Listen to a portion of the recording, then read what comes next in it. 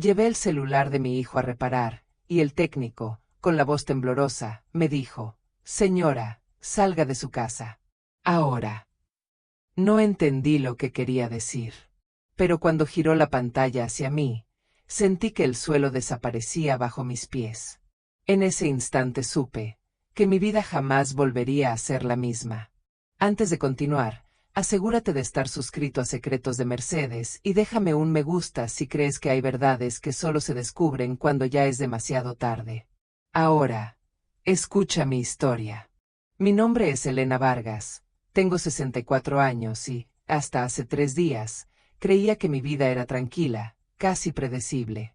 Vivo en una casa modesta pero cálida, en las afueras de Querétaro, junto a mi esposo Héctor, con quien comparto más de 40 años de matrimonio. Ambos estamos jubilados. Yo fui maestra de literatura y él trabajó toda su vida como contador en una empresa local.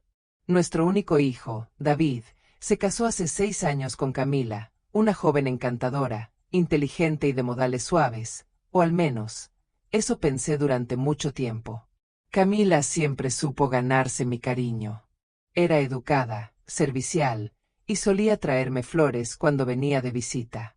Yo la veía como a una hija, y aunque a veces notaba una cierta distancia en su mirada, la atribuía al cansancio del trabajo. David siempre decía que su esposa era demasiado perfeccionista, que a veces quería tener todo bajo control. Pero no imaginé que detrás de esa sonrisa pudiera esconder algo tan oscuro. Todo comenzó un miércoles por la tarde. Camila llegó a mi casa sin avisar, con el rostro pálido y los ojos enrojecidos. Llevaba el celular en la mano, completamente destrozado. «Se me cayó, Elena», me dijo nerviosa. «Tengo información importante para una reunión mañana. No puedo quedarme sin teléfono. ¿Sabe dónde puedo repararlo rápido?». Le respondí que sí. Conocía un pequeño taller en el centro, Electrofix, atendido por Tomás, el hijo de una antigua colega mía. Siempre había sido amable conmigo y tenía fama de ser muy discreto. Camila suspiró aliviada. «Perfecto. Le dejo el teléfono y la contraseña, ¿sí? Es 210.519, el aniversario de nuestra boda. Solo necesito que me lo entregue hoy por la noche. David está de viaje y no quiero preocuparlo». Me sonrió con ternura, como siempre. Yo, sin desconfiar de nada, tomé el celular y le prometí que lo dejaría listo antes de que oscureciera. Al llegar al centro, el taller de Tomás estaba casi vacío. El aire olía a estaño y café recalentado. Él me recibió con su sonrisa habitual, pero cuando vio el teléfono, su expresión cambió. «Déjemelo un rato, doña Elena. Está muy dañado, pero veré qué puedo hacer». Asentí y salí a caminar por la plaza, tratando de aprovechar el sol de la tarde. Regresé un par de horas después. Tomás estaba de pie detrás del mostrador, con la mirada fija en el suelo. Cuando levantó la vista, su rostro estaba pálido. «Doña Elena», dijo en voz baja, «¿puede acompañarme un momento?». Su tono me inquietó. Entramos a una pequeña habitación detrás del mostrador, donde guardaba las herramientas. Cerró la puerta con cuidado y me habló casi en un susurro. «Señora, cancele sus tarjetas, cambie sus contraseñas y salga de su casa. Ahora». Sentí un escalofrío recorrerme el cuerpo. «¿De qué está hablando, Tomás?», le pregunté. Él tragó saliva y giró el teléfono hacia mí. «Solo mire esto». La pantalla mostraba un chat guardado en una carpeta llamada Plan C. Había mensajes entre Camila y David. Mi corazón comenzó a latir con fuerza. Las frases eran cortas, frías, como si hablaran de un negocio cualquiera. «El seguro ya está listo. El médico lo firmará mañana». «Perfecto. Nadie sospechará. Solo falta el viaje». Sentí un nudo en el estómago. Mis ojos se nublaron. «No puede ser», susurré. Tomás me miró con compasión. «No sé qué significa todo esto, doña Elena, pero alguien planea algo muy serio. Por favor, váyase de su casa esta noche». Me quedé muda. La mente me daba vueltas. No sabía si llorar, gritar o reír de incredulidad. El hijo que yo había criado con tanto amor, ¿estaba planeando hacerme daño? Salí del taller temblando, con el teléfono en la mano. El sol comenzaba a ocultarse detrás dos cerros, tiñendo de naranja las calles vacías. Caminé sin rumbo, como una sombra, tratando de entender en qué momento mi vida se había convertido en una pesadilla. Cuando salí del taller, el aire estaba pesado, como si el cielo me advirtiera de algo que yo aún no podía entender. Tenía el celular de Camila en mi bolso, y cada paso que daba resonaba en mi cabeza como un eco de miedo. No sabía si debía llamar a alguien, o fingir que nada había pasado. El corazón me latía tan fuerte que podía escucharlo en mis oídos. Tomé un taxi. El conductor me preguntó a dónde iba, pero mi voz apenas salió. A mi casa, dije, en la colonia Las Arboledas. Miré por la ventana todo el trayecto. Las calles, los niños jugando, los perros dormidos en las banquetas. Todo parecía tan normal, y sin embargo, para mí, nada volvería a serlo. Cuando llegué, el portón estaba entreabierto. Eso me sobresaltó. Héctor siempre era muy cuidadoso con los seguros. Empujé la puerta lentamente. La casa olía a canela, a la vela que había dejado encendida en la mañana. Pero había algo más, un silencio demasiado limpio, demasiado calculado. «¿Héctor?», llamé. Nadie respondió. Dejé mi bolso sobre la mesa y avancé hacia la sala. El marco de nuestra foto de boda seguía allí, junto al jarrón azul que compramos en Oaxaca. Todo estaba igual, pero yo no era la misma mujer que había salido horas antes. Fui a la cocina a preparar un té, intentando acalmarme. El vapor subía lento, como si me observara. Entonces escuché un sonido sutil. Un clic metálico, proveniente del despacho de Héctor. Mi cuerpo se tensó. Fui hacia allí con el corazón en la garganta. La puerta estaba apenas entornada. Empujé despacio. Héctor estaba sentado frente a su escritorio, con la mirada perdida en un montón de papeles. «Ah, volviste», dijo sin levantar la vista. «¿Fuiste al centro?», asentí. «Sí, llevé el celular de Camila a reparar». Él se acomodó las gafas. «¿Y cómo está?». «Bien», respondí con voz temblorosa. «El técnico me dijo que estará listo pronto». No mencioné nada más. Mis manos temblaban tanto que tuve que esconderlas en los bolsillos. Por un momento pensé en contarle lo que vi, pero algo dentro de mí me detuvo. ¿Y si Héctor ya lo sabía? ¿Y si también él formaba parte de eso? Me odié por pensar algo así, pero el miedo es un veneno silencioso. Te hace dudar incluso de la persona que duerme a tu lado desde hace 40 años. Esa noche, casi no probé la cena. Héctor hablaba de cosas triviales, la jubilación, el clima, un viejo amigo que lo había llamado. Yo asentía, sin escucharlo realmente. Tenía la mente fija en esas palabras frías. El seguro ya está listo. Nadie sospechará. Cuando subimos a dormir, esperé a que él se quedara dormido. Tomé el celular de Camila y lo encendí una vez más. Quería creer que había entendido mal, que todo era una coincidencia. Pero el historial de mensajes me lo confirmó. Había más conversaciones, transferencias bancarias, e incluso una nota de voz que decía: «Tu mamá no sospecha nada. Cuando vuelvas del viaje, todo estará listo». Sentí un nudo en la garganta. El aire se volvió pesado, irrespirable. Me tapé la boca para no gritar. Apagué el teléfono y lo guardé de nuevo. Esa madrugada no dormí. Escuchaba los latidos de mi corazón mezclados con el tic-tac del reloj. En mi mente, una sola idea: ¿qué hice mal? ¿Cómo un hijo puede mirar a su madre y pensar en hacerle daño? Cuando el sol comenzó a asomarse por la ventana, tomé una decisión. No iba a huir. No sin antes entender la verdad. Fui al baño, me miré al espejo. Mis ojos estaban hinchados, pero dentro de ellos vi algo que hacía mucho no veía: fuerza. Esa fuerza que una mujer solo encuentra cuando ya no tiene nada que perder. El amanecer llegó sin consuelo. No recordaba la última vez que había pasado una noche entera sin dormir. El aroma del café recién hecho llenó la cocina, pero no tuve fuerzas para probarlo. Héctor seguía en la habitación, dormido profundamente, como si nada en el mundo hubiera cambiado. Yo, en cambio, ya no era la misma. Cada rincón de la casa me parecía sospechoso, cada sombra, una amenaza.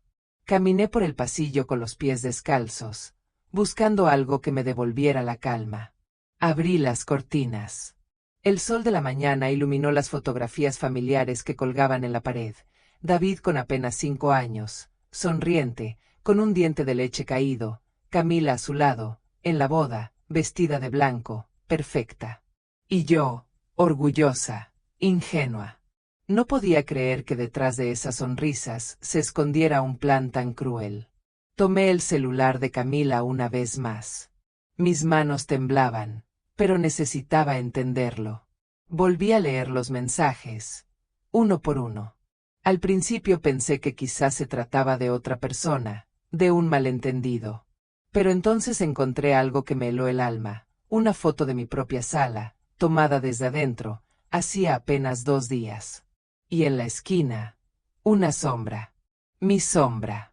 Esa imagen me hizo retroceder unos pasos. Sentí que el aire me faltaba. ¿Habían estado en mi casa mientras yo dormía? ¿O era Héctor el que había tomado esa fotografía? Mi mente giraba en círculos. Debía mantenerme firme. Pensé en llamar a la policía, pero ¿qué iba a decir? No tengo pruebas, solo mensajes que podrían ser falsos. Nadie me creería. Entonces recordé algo que Tomás me había dicho la tarde anterior: si necesita ayuda, venga a verme. Pero no hablé con nadie antes. Guardé el teléfono en mi bolso y me cambié de ropa. Antes de salir, miré a Héctor una vez más. Dormía tranquilo, ajeno a mi tormento. Por un segundo dudé. Pero luego recordé las palabras del técnico: salga de su casa. Ahora. Y obedecí. El trayecto hasta el taller me pareció eterno. Las calles estaban llenas de ruido, pero dentro de mí todo era silencio. Cuando llegué, Tomás estaba atendiendo a otro cliente. Me vio entrar y su rostro se tensó. Esperó a que quedáramos solos y me condujo a la parte trasera del local. Doña Elena. Me quedé pensando en lo que le mostré. No podía dormir anoche. Yo tampoco, le respondí con la voz quebrada. Necesito saber si ese celular tiene más información. Tomás asintió. Lo revisé a fondo. Encontré audios eliminados y registros de ubicación. ¿De ubicación? Sí. Señalan su casa, su banco y un hospital. ¿Un hospital? El Hospital San Martín. Hay mensajes que mencionan un certificado médico. Sentí un escalofrío recorrerme el cuerpo. Mi hijo había dicho algo parecido: el médico ya lo firmará. ¿Habrían falsificado algo a mi nombre? ¿O planeaban declarar que yo no estaba en mis cabales? Tomás me miró con preocupación. Mire, doña Elena, esto ya no es algo que pueda manejar sola. Lo sé, le dije, pero tampoco puedo ir a la policía todavía. Necesito una prueba más. Él dudó unos segundos. Luego me ofreció su ayuda. Puedo recuperar los archivos borrados, pero me tomará tiempo. Hazlo, respondí sin pensar. Tenía que saber la verdad, aunque me destruyera. Salí del taller con la sensación de estar caminando entre sombras. Por primera vez, el mundo me pareció hostil, desconocido. Los rostros en la calle me miraban como si supieran mi secreto. Subí a un autobús y regresé a casa lentamente. Durante todo el camino, repetía en silencio: mantente fuerte, Elena. No muestres miedo. Cuando abrí la puerta, el olor a comida recién hecha me sorprendió. Héctor estaba en la cocina, sonriente. Te levantaste temprano, dijo. Preparé tu desayuno favorito. Gracias, contesté, fingiendo normalidad. Pero mientras él servía el café, noté algo sobre la mesa, un sobre blanco con mi nombre escrito a mano. Temblé. El sobre estaba cerrado, y tenía el sello del Hospital San Martín. Por un momento me quedé paralizada frente al sobre. El vapor del café ascendía lentamente entre nosotros, y el silencio pesaba como una piedra en el pecho. ¿Qué es eso?, pregunté, fingiendo curiosidad. Héctor levantó la vista, con su expresión serena de siempre. Ah, eso lo dejó el cartero temprano. Dijo que era algo del hospital donde hiciste tus análisis el mes pasado. Asentí, tratando de que mi voz no temblara. ¿Y por qué no lo abriste? Porque estaba a tu nombre, respondió con calma, dándole otro sorbo a su café. No me corresponde. Tomé el sobre con manos frías. Era del Hospital San Martín, como el que Tomás había mencionado. Mi nombre completo estaba impreso en la etiqueta, Elena Vargas de Solís. Subí las escaleras con pasos lentos, sintiendo que cada peldaño me acercaba a una verdad que no quería conocer. En mi habitación, cerré la puerta y me senté al borde de la cama. Abrí el sobre con cuidado. Dentro había varios documentos, resultados médicos, informes psicológicos y un formulario titulado Evaluación de Capacidad Mental y Cognitiva. Leí en silencio, con el corazón apretado. Decía que presentaba signos de confusión, pérdida de memoria y episodios de desorientación. Firmado por el doctor Javier Sandoval, con fecha del día anterior. No entendía nada. Nunca había ido a ese hospital, ni conocía a ese médico. Al final del informe había una nota. Recomiendo iniciar el trámite de tutela permanente para protección del patrimonio familiar. Sentí que el mundo se desmoronaba. Mis manos comenzaron a temblar tanto que el papel cayó al suelo. Ese documento no solo me declaraba incapaz, también daba a alguien el poder de decidir por mí. ¿Quién más podría haber pedido algo así sino mi propio hijo? Tomé el celular de Camila y revisé los mensajes otra vez. Había uno reciente, que no había visto antes. El médico ya lo firmó. Cuando mamá no recuerde nada, será más fácil vender la casa. Una lágrima me resbaló por la mejilla. No sabía qué dolía más, la traición, o el hecho de que la frialdad de esas palabras viniera de mi propio hijo. Bajé despacio, con el sobre en la mano. Héctor seguía en la cocina, lavando los platos. Cuando me vio, sonrió. ¿Todo bien?, preguntó. Sí, solo eran papeles del hospital, mentí. Nada importante. Me observó un segundo más de lo habitual. Su mirada, antes cálida, me pareció distinta. Había algo detrás de esos ojos, una chispa que nunca le había visto. Ese fue el momento en que sentí miedo de verdad. Me refugié en el jardín. El aire olía a tierra húmeda y jazmín. Intenté pensar con claridad. Tenía que actuar antes de que ellos lo hicieran. Tomé mi bolso y guardé el sobre, el teléfono y mi identificación. Entonces recordé el cajón del escritorio de Héctor. Él siempre guardaba copias de todo. Volví a entrar, conteniendo el temblor de mis manos. El despacho estaba en penumbra. Abrí el cajón con cuidado. Entre papeles y facturas encontré una carpeta azul con la palabra herencia escrita a mano. Al abrirla, sentí un nudo en la garganta. Había copias de documentos notariales, un borrador de testamento, y al final, una carta dirigida a David y Camila. Reconocí la letra de Héctor. Cuando todo esté firmado, asegúrense de que Elena no sospeche. Ella siempre fue demasiado confiada. La casa debe venderse antes de que el banco descubra la hipoteca. Yo asumiré la responsabilidad. Después de todo, un matrimonio no sobrevive sin sacrificios. El papel me cayó de las manos. No podía respirar. Mi propio esposo estaba involucrado. Sentí que las piernas me fallaban. Me apoyé contra la pared, intentando no desmayarme. Toda mi vida, Toda mi confianza, todo lo que creía conocer, se estaba desmoronando frente a mí. Esa noche, no encendí las luces. Me quedé sentada en la oscuridad, mirando la ventana. En el reflejo, apenas reconocí mi rostro. No era la misma mujer de antes. Era una sombra, una madre traicionada, una esposa engañada. Y en medio del silencio, hice un juramento: no volvería a ser la víctima de nadie. Iba a descubrir hasta el último detalle de lo que estaban haciendo, aunque eso significara enfrentar a mi propia familia. Esa noche casi no dormí. Escuchaba el viento rozar las persianas, el crujir de la madera, y mi propio corazón marcando un ritmo distinto, el del miedo convertido en determinación.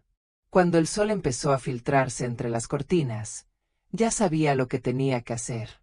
No podía denunciar a nadie todavía. Necesitaba pruebas. Pero, sobre todo, necesitaba entender hasta dónde llegaba la traición. Héctor se levantó temprano, como siempre. Escuché el sonido de la cafetera y el noticiero en la televisión. Me miré al espejo, mi rostro tenía sombras, pero mis ojos tenían fuego. Tomé una bufanda y bajé las escaleras fingiendo normalidad. Voy al mercado, le dije. Necesito comprar unas cosas. ¿Tan temprano?, preguntó él, sin sospechar nada. Asentí.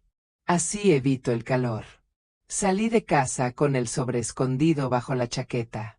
El aire de la mañana me golpeó el rostro, frío y sucio. Mis manos aún temblaban, pero ya no por miedo. Era por la rabia contenida. Tomé un autobús hacia el centro y bajé unas cuadras antes del taller de Tomás. Miré alrededor varias veces para asegurarme de que nadie me seguía. Cuando entré, él estaba reparando un televisor viejo. Al verme, dejó todo a un lado.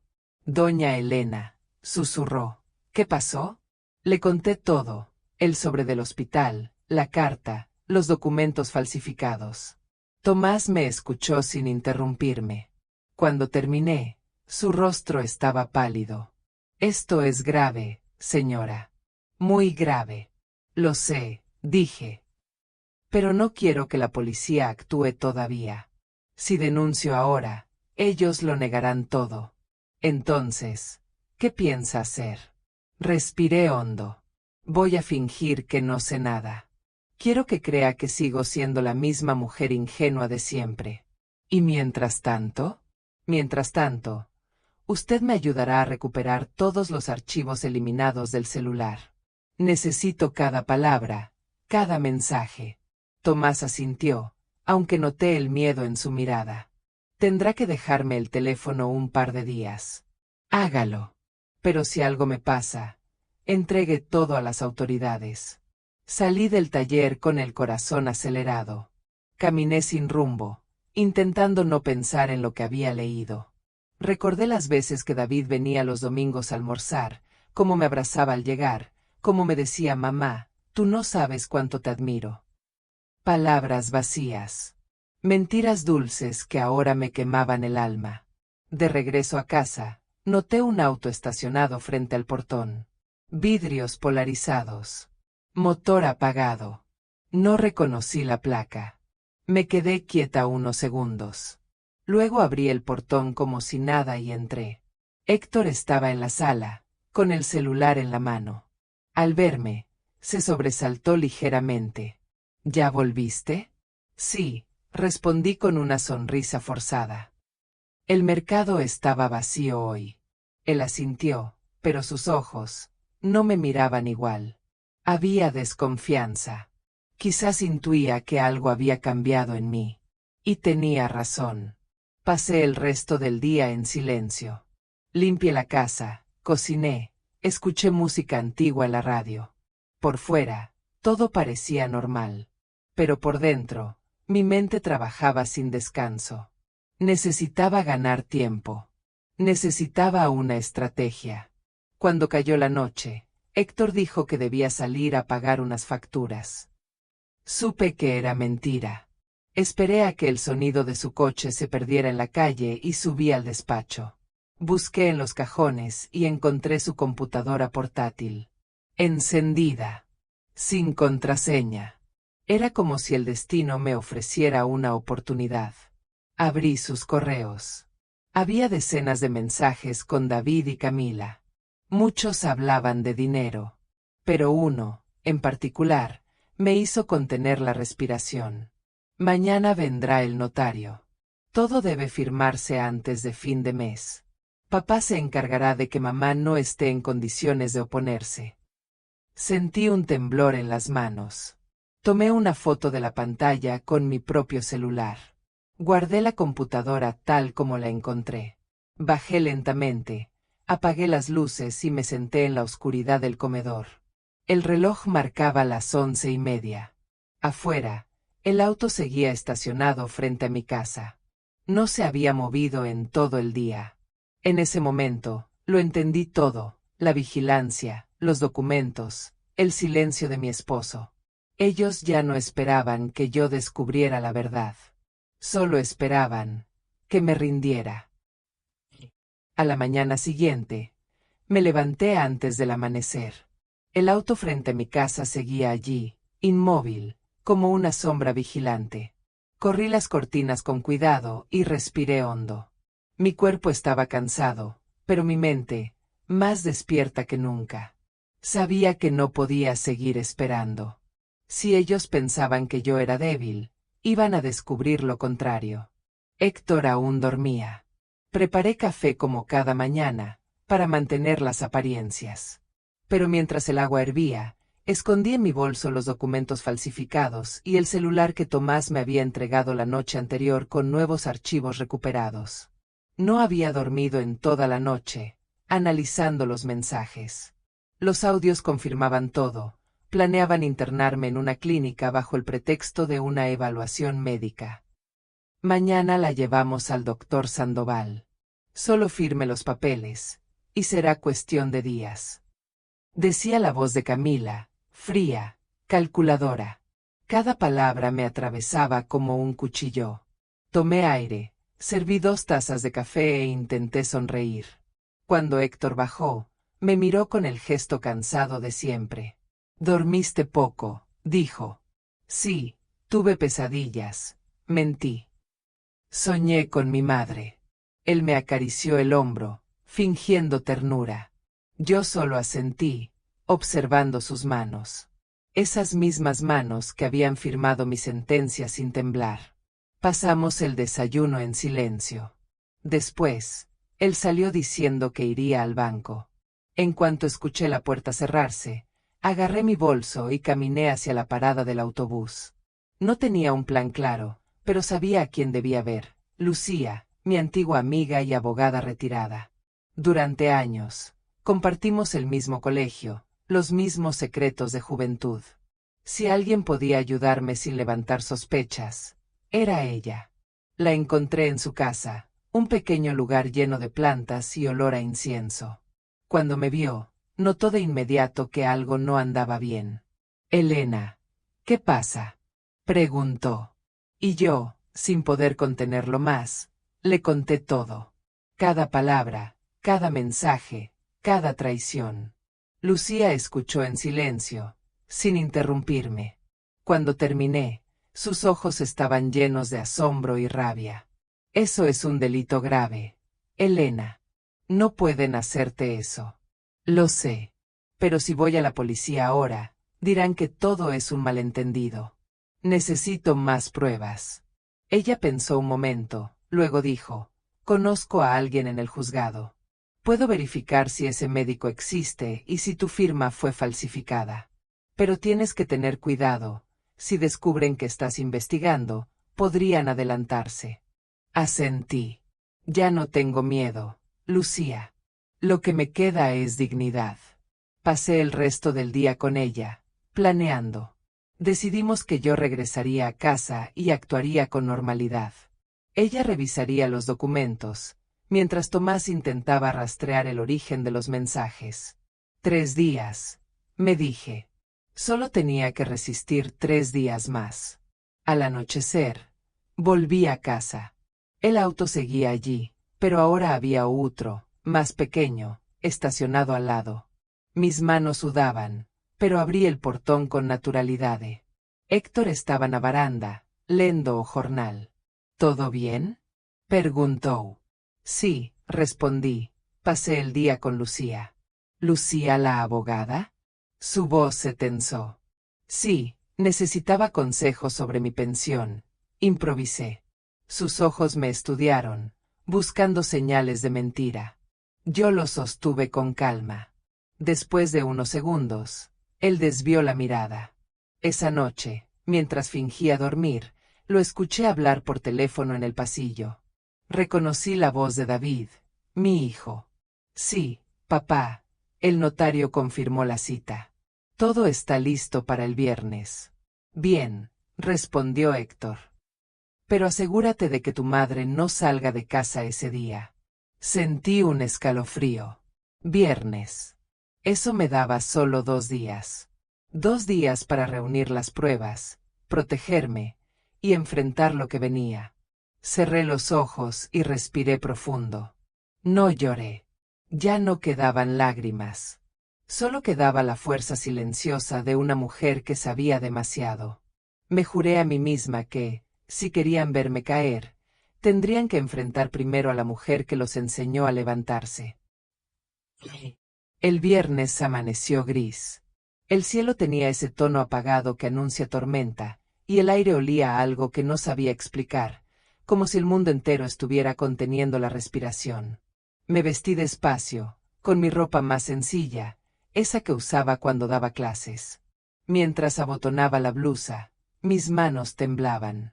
No de miedo, sino de una calma extraña, la que solo llega cuando uno ya aceptó el destino. Héctor estaba en la cocina. Preparaba el desayuno como si fuera un día cualquiera. Pero su silencio lo delataba. Ni una palabra sobre el clima, ni una sonrisa al verme. Solo ese silencio espeso que lo envolvía todo. «¿Tienes planes hoy?», preguntó sin mirarme. «Pensaba visitar a Lucía», respondí, fingiendo naturalidad. Su mano se detuvo sobre la cafetera. «¿Otra vez?». «Sí, necesito ayuda con mis papeles», dije. Él asintió sin decir más. Pero vi cómo su mandíbula se tensaba.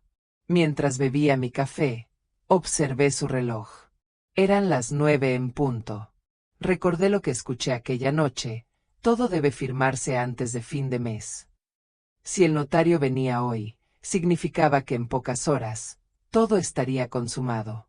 Guardé en mi bolso los documentos y el celular de Camila, ya completamente restaurado por Tomás.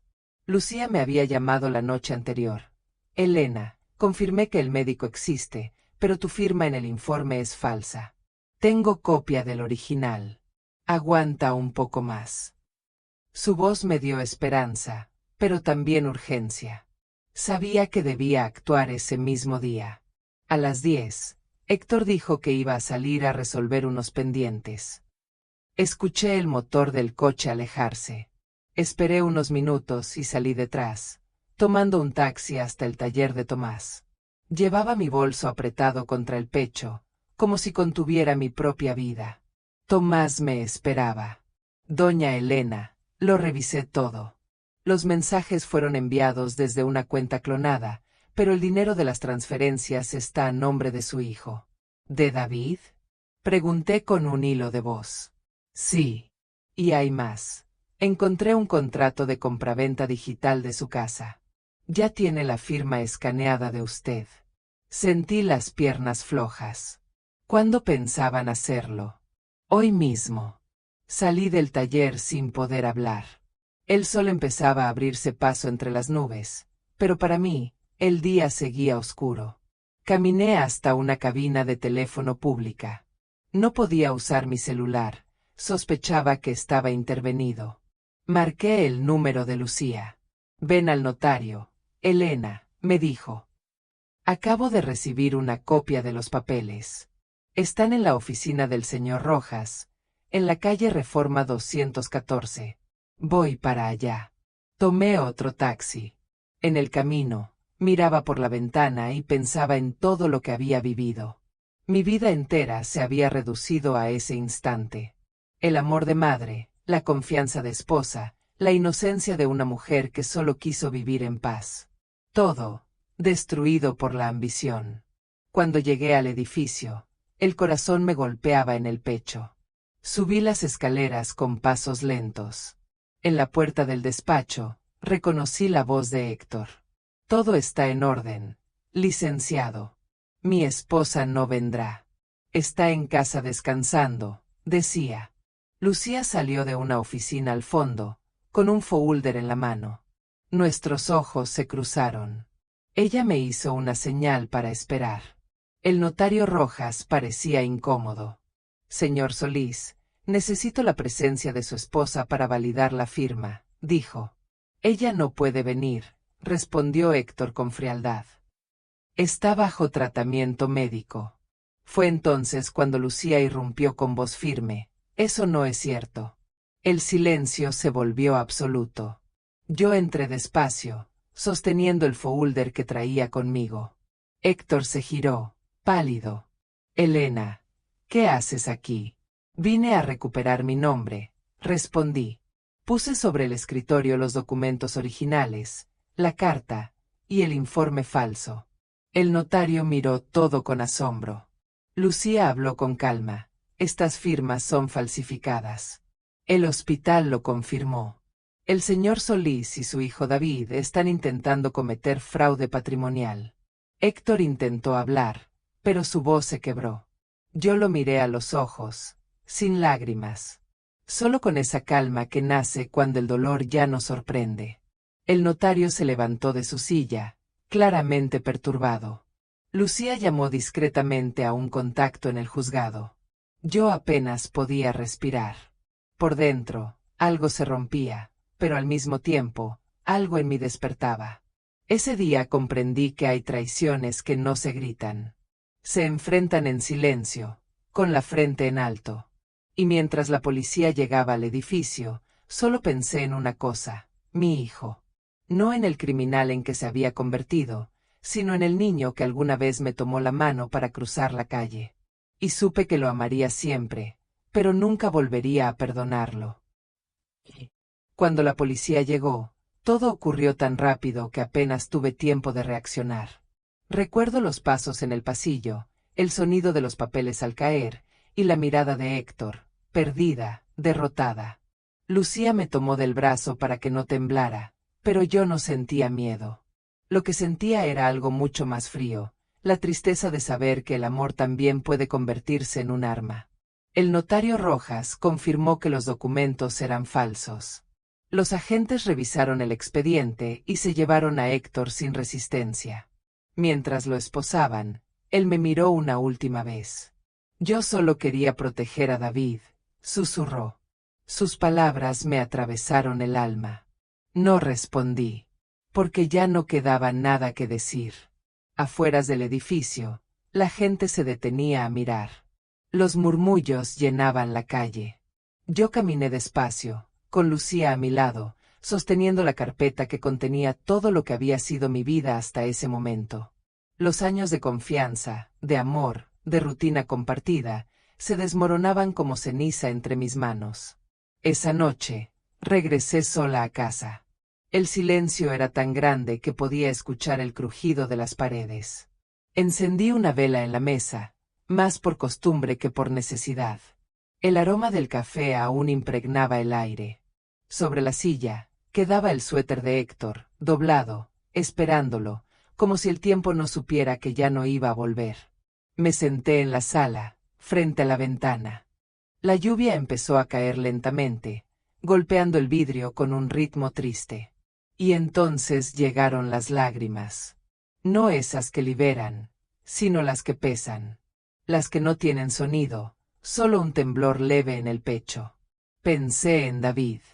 En su voz de niño, en las tardes que pasábamos leyendo juntos, en su risa cuando corría por el patio. Quise creer que el hombre en que se había convertido no era mi hijo. Que algo, o alguien, lo había cambiado. Pero en el fondo sabía que la ambición no se aprende, se despierta. Lucía vino a verme al día siguiente. Traía consigo una copia del expediente oficial. Elena, El juez emitió una orden de protección. No podrán acercarse a ti. Asentí, agradecida. Ella me miró con ternura. ¿Y ahora qué harás? Sonreí. Apenas. Seguiré viviendo, Lucía. Aunque duela, seguiré. Pasaron los días. El barrio entero susurraba mi historia. Algunos me miraban con lástima, otros con admiración. Yo solo caminaba despacio, mirando el suelo, intentando no pensar. Las noches eran las más difíciles. El eco del reloj, la ausencia de voces, los recuerdos que regresaban sin permiso. Una tarde, recibí una carta.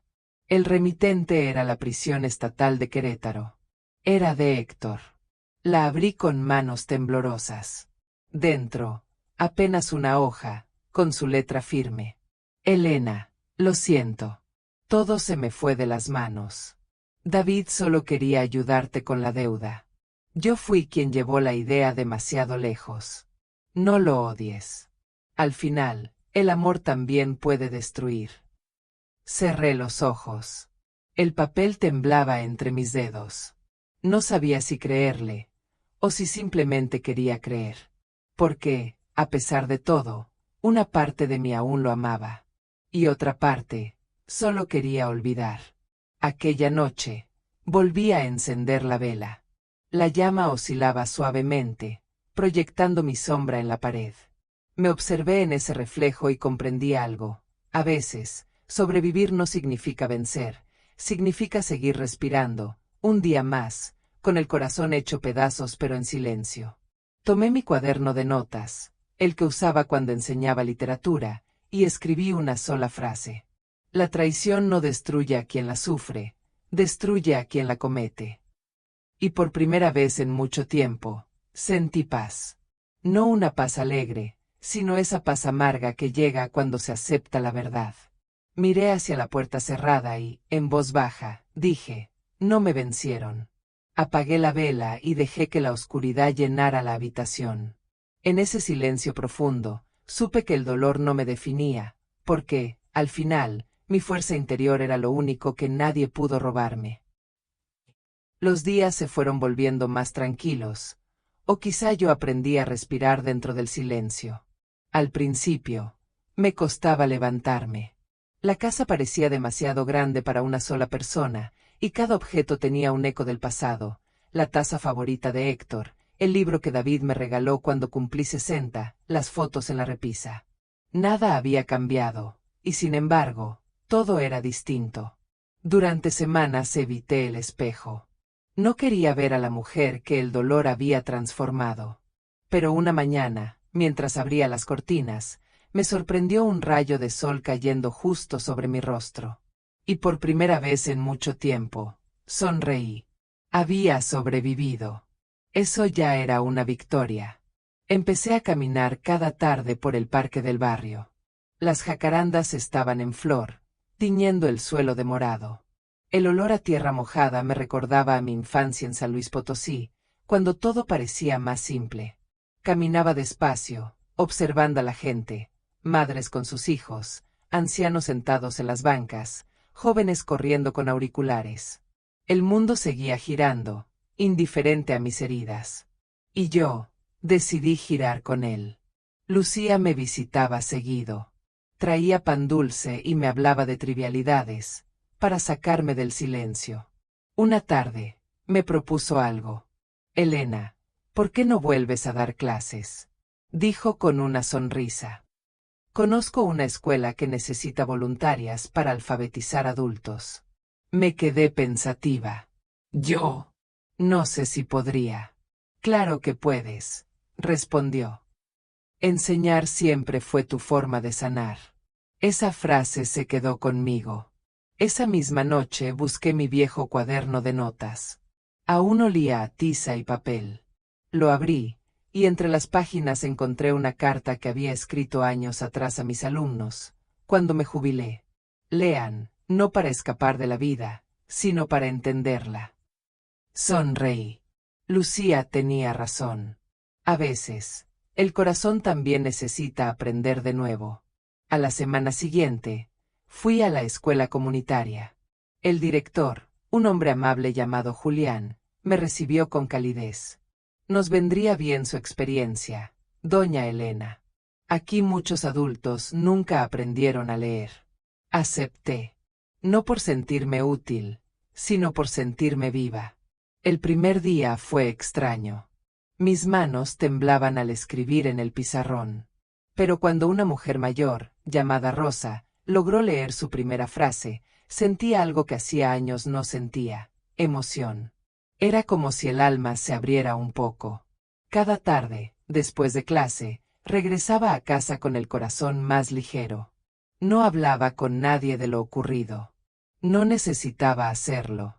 El silencio, antes una condena, ahora era mi refugio. Aprendí que no todos los vacíos son castigos, algunos son espacio para renacer. De vez en cuando recibía noticias de Lucía. Me decía que el juicio seguía su curso, que David había declarado intentando exculparse, culpando a su padre. Yo no asistí a ninguna audiencia. No quería verlos. Pero un día, el juez envió un documento. El proceso había terminado. Héctor cumpliría condena, y David había sido absuelto. Al leer su nombre, sentí una mezcla de alivio y tristeza. No porque lo perdonara, sino porque entendí que el rencor solo prolonga la herida.